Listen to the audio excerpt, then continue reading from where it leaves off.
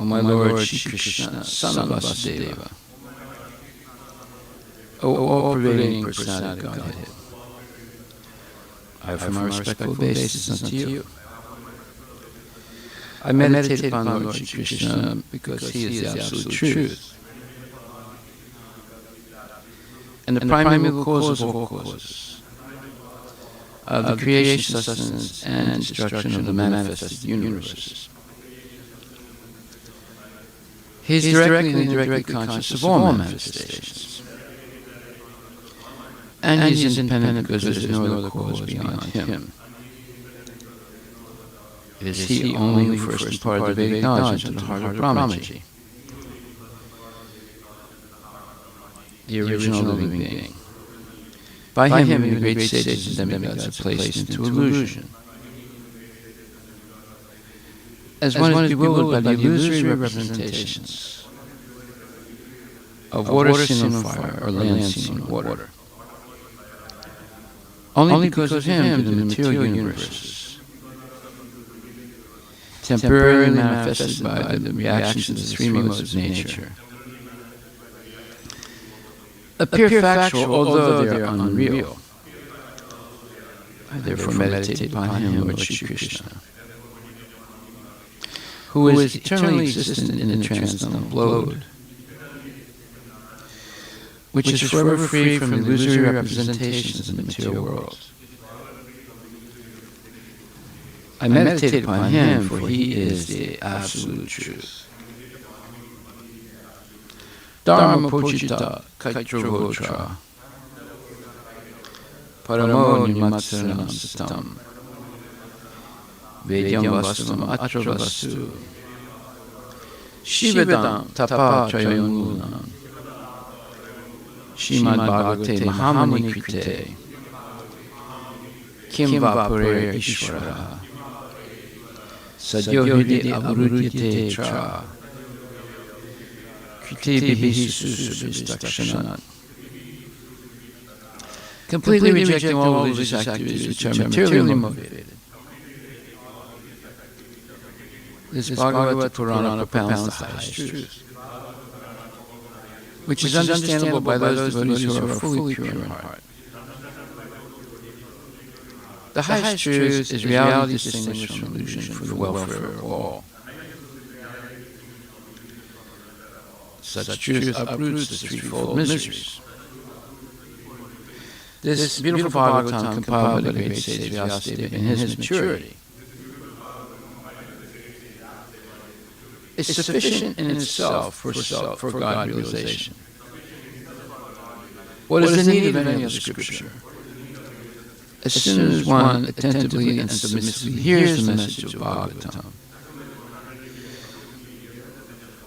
by this culture of knowledge, the Supreme Lord is established within his heart. Nigama kalpataror vitam phalam Sukumukad amritam dravyasamritam Pipita bhagavatam rasamalayam Muhur aho rasika bhuvibhavakaha. O expert and thoughtful men, relish Srimad Bhagavatam, the mature fruit of the desired tree of Vedic literatures. It emanated from the lips of Sri Sukadeva Goswami. Therefore, this fruit has become even more tasteful, although its nectarian juice was already relishable for all, including liberated souls. Srimad Bhagavatam, Canto 1, Chapter 9, Chapter 10, Text number 1. Sonaka Uvacha Hatva Svarikta Sprida Atatayino Yudhishthiro Dharma Britam Varistaha Sahanujai Pratya Varuda Bhujana Katam Pravrita Kim Akarasti Tata. Sonaka Muni asked, after killing his enemies, who desired to usurp his rightful inheritance, how did the greatest of all religious men, Maharaj Yudhishthira, assisted by his brothers, rule his subjects? Surely he could not freely enjoy his kingdom with unrestricted consciousness. Purport by His Divine Grace, A.C. Bhaktivedanta Swami Srila Prabhupada. Maharaj Yudhishthira was the greatest of all men of religion.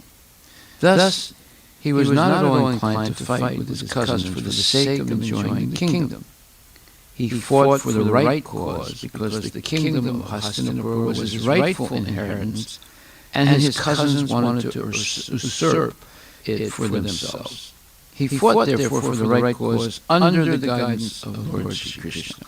But he could not enjoy the results of his victory because his cousins were all killed in the fight. He therefore ruled over the kingdom as a matter of duty, assisted by his younger brothers. The inquiry was important for Sonaka Rishi, who wanted to know about the behavior of Maharaj Yudhishthira when he was at ease to enjoy the kingdom. So Sonaka Muni asked, after killing his enemies who desired to usurp his rightful inheritance, how did the greatest of all religious men, Maharaj Yudhishthira, assisted by his brothers, rule his subjects? Surely he could not freely enjoy his kingdom with unrestricted consciousness. Well, after killing so many people, 640 million, imagine all the wives of those men, imagine the hurt of Dhritarashtra and Gandhari, imagine all the cousin brothers and relatives that were suffering terribly because of all that death. So, therefore, he, as it says here, surely he could not freely enjoy his kingdom with unrestricted consciousness. So, therefore, he ruled as a matter of duty. What does that mean exactly?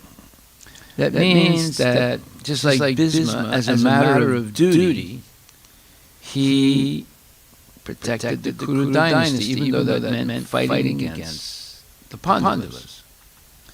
He knew it was wrong, but it was his duty to do that. He didn't give up his duty.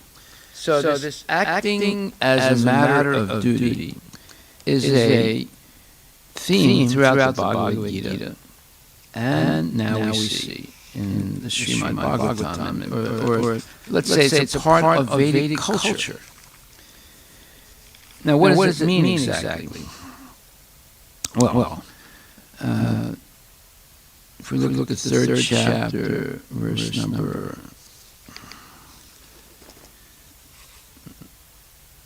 19. Tasmat asakta satam karyam karma samachara. Asakto hi acharan karma param apnoti purushaha.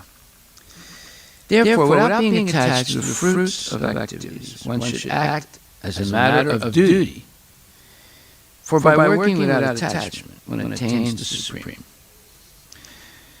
And purport, Srila Prabhupada says, the Supreme is the personality Godhead for the devotees and liberation for the impersonalist.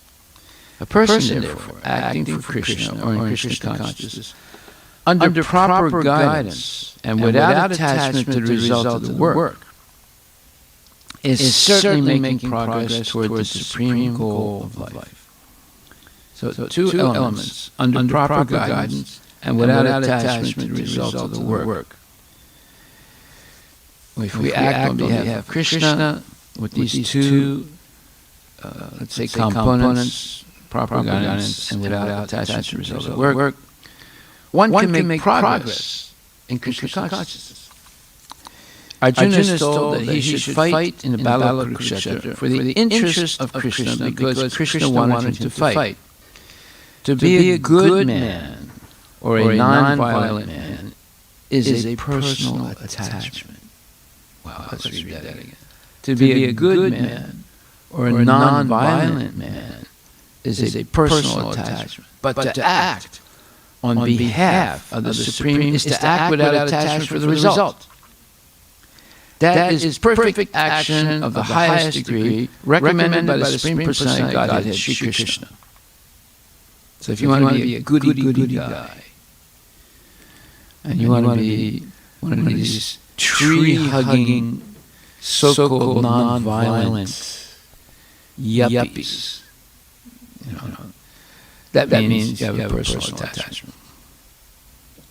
But to act on behalf of the Supreme Personality of Godhead is to act without attachment for the result.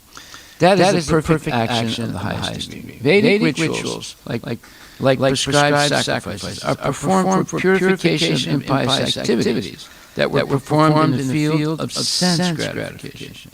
But action in Krishna consciousness is transcendental to the reactions of good or evil work. So we see that all these rituals that people perform, pilgrimages and fasting and things like that, and sometimes they make them up. They say, well, we're going to fast, on every Monday, right? Or we're going to go on this pilgrimage so that we can take a bath at the confluence of the Yamuna and the Ganges, because there might be one drop of Amrit falling from the heavenly planets. And if I can touch that drop, I'll get immortal.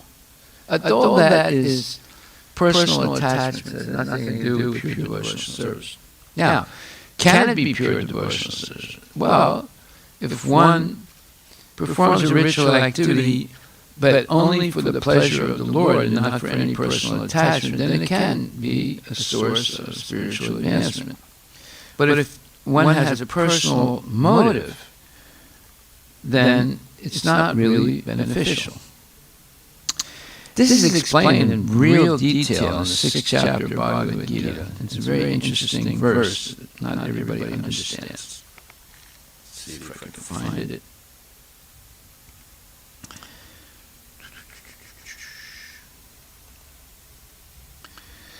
Let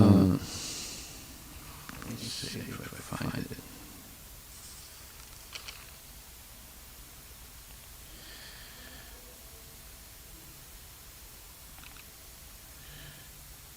If I don't find it now, I'll come back to it.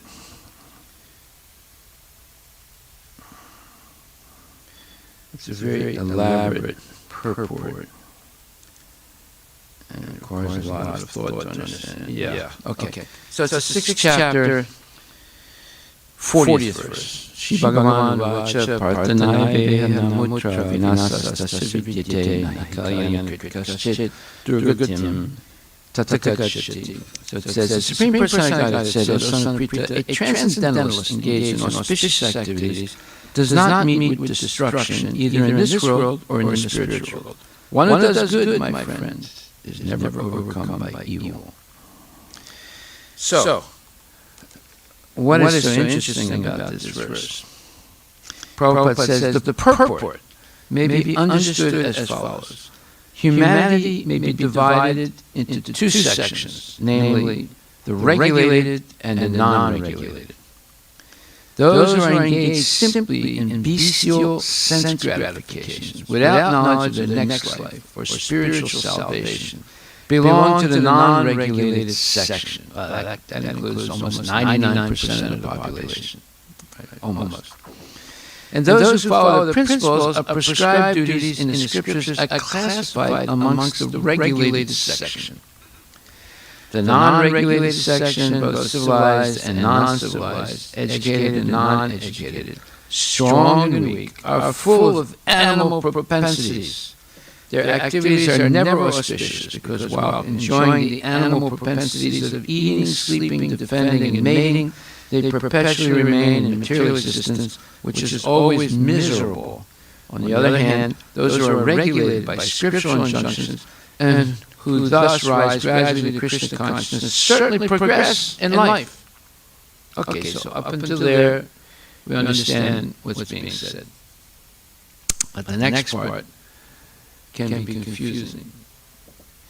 Those who are following the path of auspiciousness can be divided into three sections, namely, 1, the followers of scriptural rules and regulations who are enjoying material prosperity.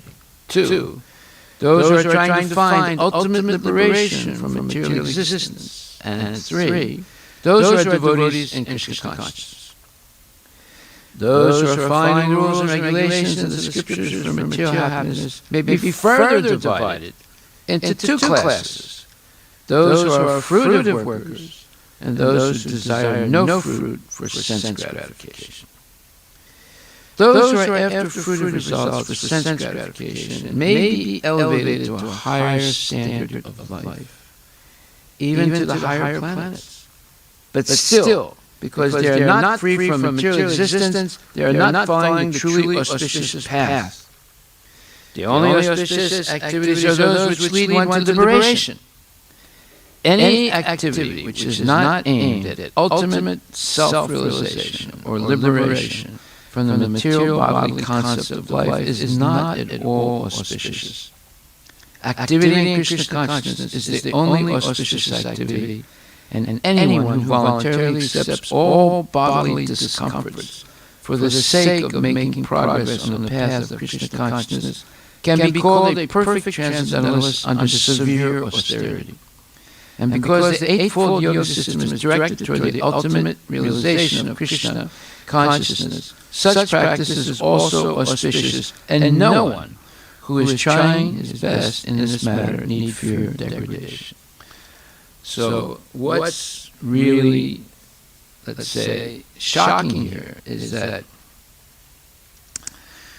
those who are following the rules and regulations of the scriptures for material happiness can be divided into two classes. Those who are fruitive workers and who desire no fruit, and those who desire no fruit for sense gratification. Okay, so what does this mean? This means that there are people who follow rules and regulations, and they look like devotees. But if their end game or their end goal is to enjoy, let's say, regulated sense gratification, then they are not actually on the auspicious path. And those devotees who are also enjoying material prosperity, but they're using it only for the service of the Lord, they are on the auspicious path. So, example of that would be like Prahlad Maharaj, Dhruva Maharaj, and other, or Maharaj Yudhisthira. They have material opulence, but they're using it only for the service of the Lord. But other people who are actually enjoying those fruits of action for sense gratification, although they're regulated, they're not on an auspicious path. So, this is where the question of duty comes in. Duty means that although you have the opportunity to use material opulence for sense gratification, you don't. You use it only for the advancement of Krishna consciousness. And that may even cause some pain or some discomfort. But the devotee is not offset by it. They're happy to do it. Just like Arjuna. Imagine how painful it was killing all those people. He was the most lethal person in the battlefield. That's why he didn't want to fight, because he knew he would kill so many people, and many of them were his relatives. But yet, he acted out of duty, and it was painful.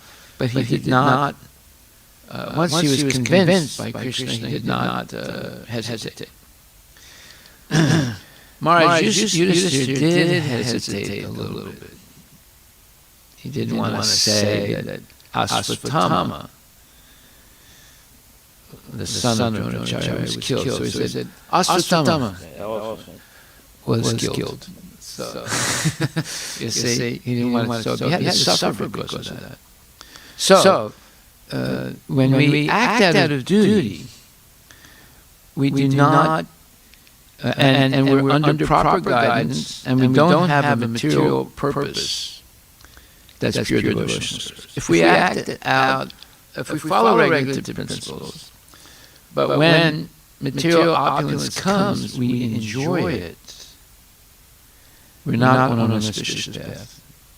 But if we use that material opulence in service of Krishna, that is auspicious. So this is why, you have to carefully read the scriptures. You have to carefully read Bhagavad Gita, otherwise you can read that and not really understand what he's talking about and not ask any questions about it.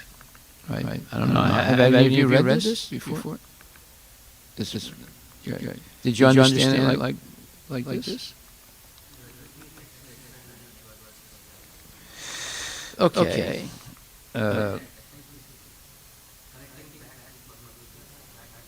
What do you mean? The next verse of Bhagavad Gita or the next verse of Srimad Bhagvatam? The Bhagavatam, yeah, but not in the Bhagavad Gita. Yeah. So it's easy to misunderstand what we just read. Yeah, this acting out of duty, and here Prabhupada says in this verse 3:19, the Supreme is the personality of Godhead for the devotees and liberation for the impersonalists. A person, therefore, acting for Krishna or in Krishna consciousness under proper guidance and without attachment to the result of the work is certainly making progress toward the supreme goal of life. Arjuna is told that he should fight in the battle of Kurukshetra for the interest of Krishna because Krishna wanted him to fight. To be a good man or non-violent man is a personal attachment, but to act on behalf of the Supreme is to act without attachment for the result. That is perfect action of the highest degree recommended by the Supreme Personality of Godhead, Shri Krishna. Vedic rituals, like prescribed sacrifices, are performed for purification and pious activities that were performed in the field of sense gratification. But action in Krishna consciousness is transcendental to the reactions of good or evil work. See, now this is a very subtle and important point. People who engage in sense gratification are recommended to perform rituals like Satyanarayana Puja or other types of rituals like that. For purification. It doesn't mean it purifies the desire for sense gratification. That's the difference. Krishna consciousness, if it's practiced properly, will purify the desire for sense gratification. Performing rituals to purify previous sins will not necessarily purify the desire to sin. Therefore, it says, a Krishna conscious person has no attachment for this result, but acts on behalf of Krishna alone. That's his only goal. He engages in all kinds of activities, but is completely non-attached. So, this is a very interesting point. And we will read one tomorrow. Thank you. Hare Krishna. Srila Prabhupada ki jai.